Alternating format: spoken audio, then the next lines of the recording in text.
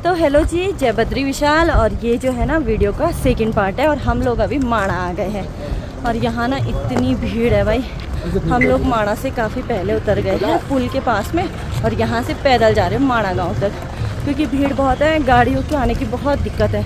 और दूसरी बात, माणा में ना पार्किंग की बहुत ज़्यादा प्रॉब्लम है भाई, बहुत ज़्यादा। देखो दोनों साइड गाड़ी लगी हुई है। तो फाइनली भाई हम लोग ना माणा गाँव के बहुत पास में पहुंच चुके हैं।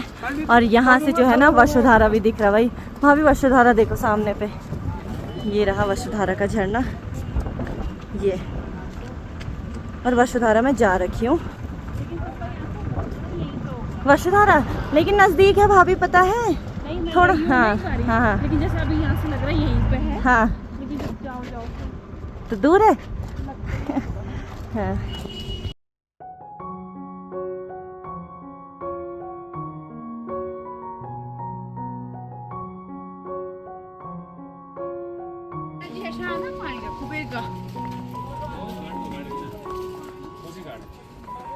तो बाकी भाई हम लोग ना माणा गांव के अंदर आ गए हैं। और कुछ टाइम पहले तक जब मैं माणा आ रही थी तो उस टाइम पे भीड़ भाड़ देखो बिल्कुल भी नहीं थी।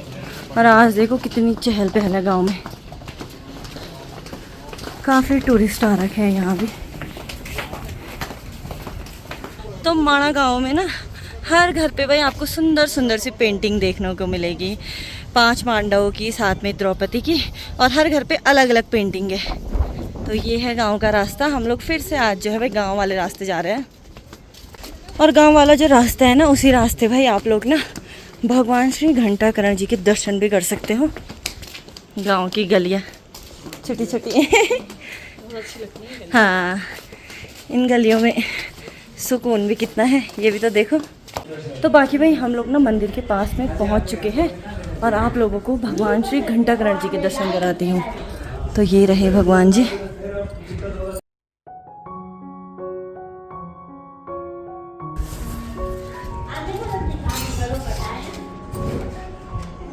आज के पंडित आप बन गए खुद पे भी लगाओ।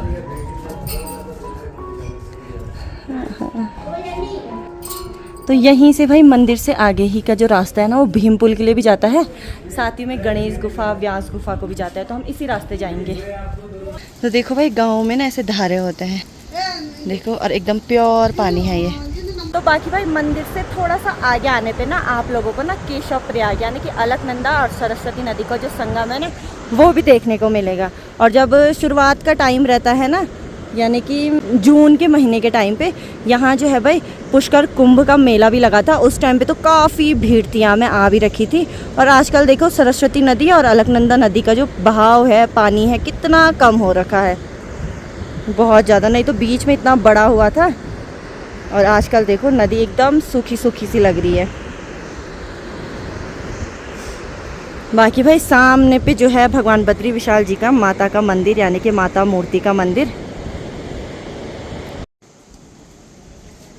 तो बाकी भाई हम लोग ना चौराहे के पास में पहुंच चुके हैं और पहले हम लोग जाएंगे गणेश गुफा में। तो चलते हैं।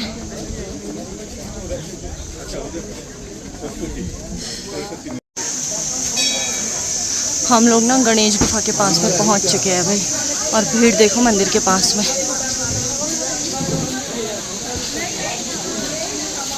मंदिर के अंदर भी भीड़ है।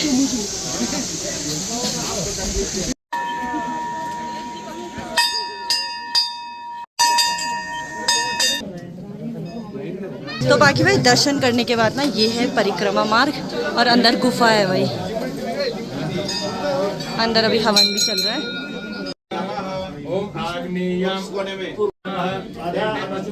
पूरा धुआं धुआं हो रखा है भाई।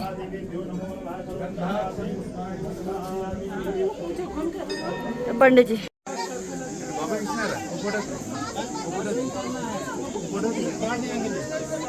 तो बाकी भाई हम लोगों ने ना गणेश भगवान जी के दर्शन कर लिए हैं। और ये वही गुफा है जहाँ गणेश भगवान जी ने महाभारत लिखी थी। ऊपर जो व्यास गुफा है ना, वहाँ से वेदव्यास जी ने महाभारत कही थी। और नीचे जो गणेश गुफा है, गणेश गुफा में गणेश भगवान जी ने जो है महाभारत लिखी थी। तो दर्शन कर लिए हैं और अब ऊपर चलते हैं। बाकी भाई श्री और भैया इसलिए नहीं आ रहे थे क्योंकि श्री गाड़ी में सो गया था और हमको भी ना जल्दी जाना है बामणी गांव में। क्योंकि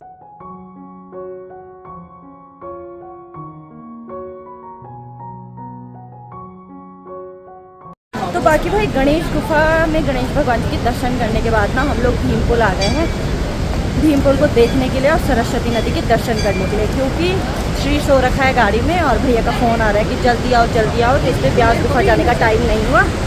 और सामने पे भाई सरस्वती नदी,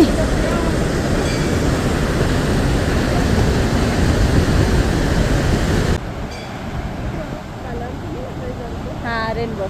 सरस्वती नदी के सामने पे ही ना, सरस्वती नदी के ऊपर से ही सरस्वती माता का मंदिर है जिसका काम अभी मतलब चालू ही है, लेकिन सभी लोग अंदर दर्शन करने के लिए जा रहे हैं तो हम भी जा रहे हैं।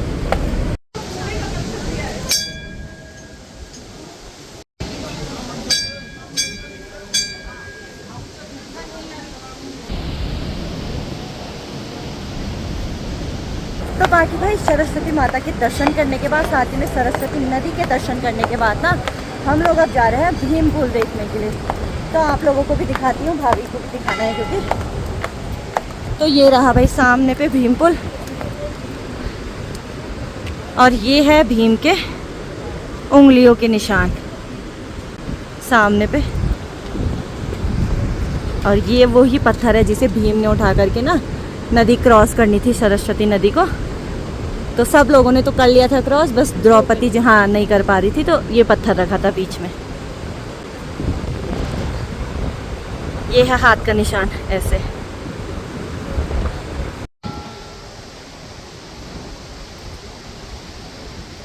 और बाकी भाई गणेश भगवान जी ना जब महाभारत लिख रहे थे तो जो सरस्वती नदी है ना वो बहुत ज़्यादा शोर करती हुई बह रही थी।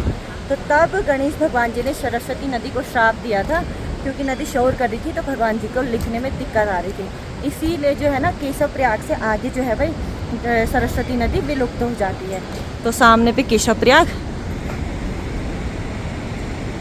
ये रहा और यहाँ से देखो कितना सुंदर सा नज़ारा आ रहा है भाई ना, एकदम प्यारा वाला। और अब आप लोग देख रहे होंगे मैं बहुत टाइम बाद माणा आ रही हूँ तो धीरे धीरे जो है ना यहाँ की जितनी भी हरियाली है वो सब हट जाएगी। क्योंकि अब जैसे ही कपाट बंद होने का अब दिन निकल गया है, 25 नवंबर को कपाट बंद हो जाएंगे। तो कपाट बंद होने से पहले ना यहाँ सब सूख जाता है भाई। देखो पहाड़ों पे पहले कितनी हरियाली थी यहाँ बीच में और अब देखो कैसा सूखा सूखा हो गया है। बाकी भाई यहाँ से आगे ना वसुधारा के लिए रास्ता जाता है और साथ ही में स्वर्गारोहणी मार्ग। तो भाभी को 5 पांडव दिखाने जा रहे हैं हम ना भाभी।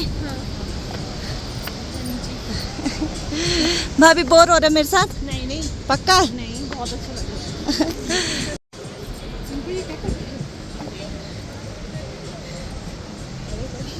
तो ये रहे भाई 5 पांडवों के साथ में द्रौपदी की भी देखो कितनी बड़ी भाई प्रतिमा बनाई गई है यहाँ पे। और ये ना वसुधारा वाला रास्ता है भाई, वसुधारा के रास्ते में आपको ये चीज़ें देखने को मिलेगी।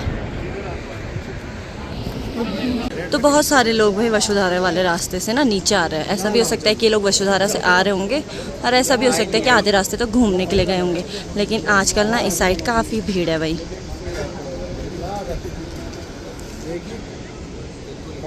तो बाकी भाई माणा घूमने के बाद ना हम लोग माणा से निकल चुके हैं और भैया तो गांव चले गए हैं, यानी कि बामणी गांव में चले गए हैं और मैं और भाभी जा रहे हैं। अब हमको छोड़ दिया उन्होंने, हमको रुके भी नहीं।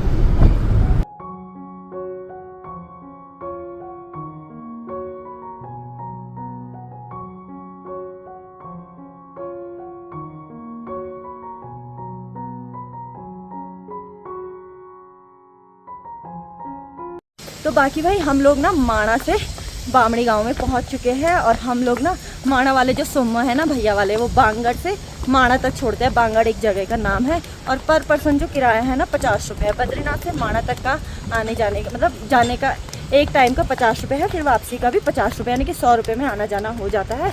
तो गाड़ी की तो कोई दिक्कत ही नहीं है, आप किसी भी टाइम माणा जाओ।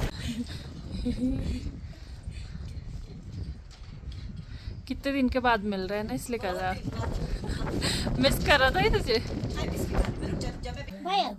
हग्गी हग्गी हग्गी, एक हग्गी तो करी नहीं। हग्गी हग्गी, थोड़ा हेलो गाइस करते सबको, हेलो गाइस कर।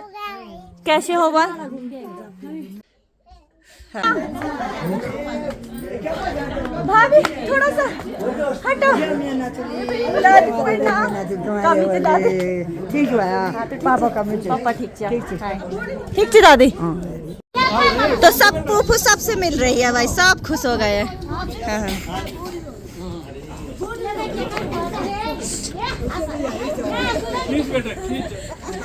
तो बाकी भाई गांव में आने के बाद हम सभी ने प्रसाद खाया और अब बारी है फिर से पांडुकेश्वर जाने की और हमें छोड़ने के लिए इतने सारे लोग आ रहे हैं सब और मम्मी ना आलू देने आ रही है हमारा आलू कौची बाकी भाई सासू जी ऊपर पे और सब लोग चाचा जी लोग सब आज जो है पगड़ी मिलती है गांव में जिनकी पगड़ी यानी कि विजयदशमी के दिन ऐसा होता है ना जिनकी भी बारी अगले साल भगवान बद्री विशाल जी के मंदिर में जिनकी बारी लगेगी पूजा करने की तो उनको पगड़ी मिलती है तो इनको भी पगड़ी मिली थी मामा जी लोगों को बाकी भाई औरों को भी पगड़ी मिली थी तो सब उनके घर में चाय पीने के लिए जाते हैं शाम के टाइम पे तो हम लोगों को तो पांडुकेश्वर जाना है तो हम चलते हैं पांडुकेश्वर बाय बाय बाय दादी बाय बाय बूढ़ी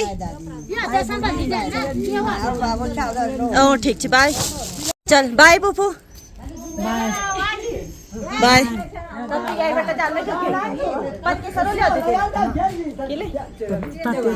चल बाय बाय बाय बढ़िया बहुत बढ़िया लगे अच्छा लागणो बहुत बढ़िया ठीक है बाय हाँ बाय चलो बाकी भाई बॉडी भी हमारे साथ आ रही तो चाचा जी बहुत 1-2 महीने बाद 1 महीने बाद दिख रहे जय बद्री विशाल कैसे हो फिर अच्छा प्रणाम कर रहे भाई चलो चाची बाय हाँ बाय ठीक है बाय भाई अब चलते हैं पांडुकेश्वर गाड़ी के पास में पहुंच चुके हैं और मम्मी ना भैया लोगों के लिए आलू लाई है तो आलू दे रही है और ये वाली सब्जी हमारे घर की है भैया प्रणाम तो नन्नू के लिए भाई श्री ने ना गिफ्ट ला रखा है दे दो भैया के लिए भैया को थैंक यू बोलो भैया को हाँ दे दे थैंक यू बोलो भैया को पहले थैंक यू तो बोलो भैया प्रणाम कैसे हो ठीक है वीडियो ही बन रही है कैसे हो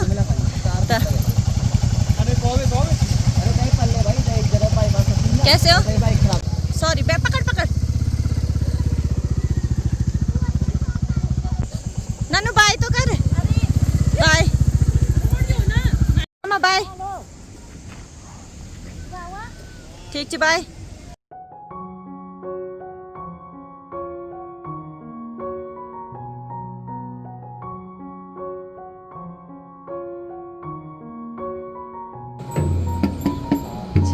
भगवती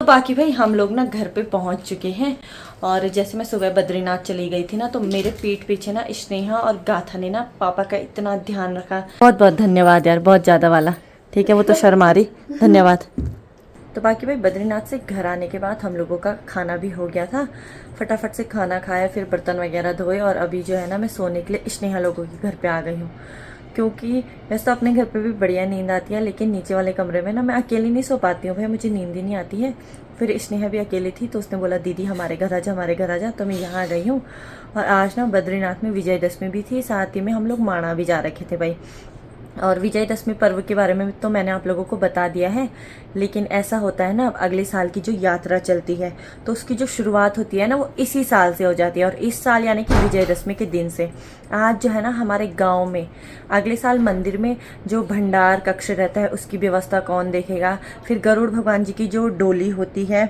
उसका मतलब प्रस्थान की व्यवस्था कौन देखेगा तो उसके लिए ना गांव वालों को पगड़ी दी जाती है तो हर साल किसी न किसी की बारी आती रहती है तो उनको पगड़ी मिलती रहती है तो उनकी क्या ड्यूटी रहती है कि जैसे इस बारी हम मतलब चाचा जी लोगों को पगड़ी मिली तो अगले बार मंदिर की व्यवस्था वो लोग देखेंगे फिर ऐसे करके हर साल किसी न किसी को मिलती रहेगी पगड़ी तो विजयदशमी पर्व में ऐसा होता है भाई और बाकी भाई हम लोग माणा भी जा रखे थे माणा तो खैर हम व्यास गुफा नहीं जा पाए क्योंकि श्री भी गाड़ी में था भैया को भी लेट हो रहा था और हमें ना पांडुकेश्वर आने के लिए भी लेट हो रहा था मैं ना घर पे रुके भी नहीं घर पे मैं मतलब 5-10 मिनट ही रुक पाई बामड़े गाँव में और अब कल परसों में मम्मी आलू का जो भी काम है वो कर लेगी आलू निकाल लेगी खेत से और उसके बाद जो है भाई मैं 2-3 दिन के लिए बद्रीनाथ जाऊंगी और अब मैं आपसे ना एक नई ब्लॉग में मिलती हूँ तब तक के लिए जय बद्री विशाल जय श्री राम बाय।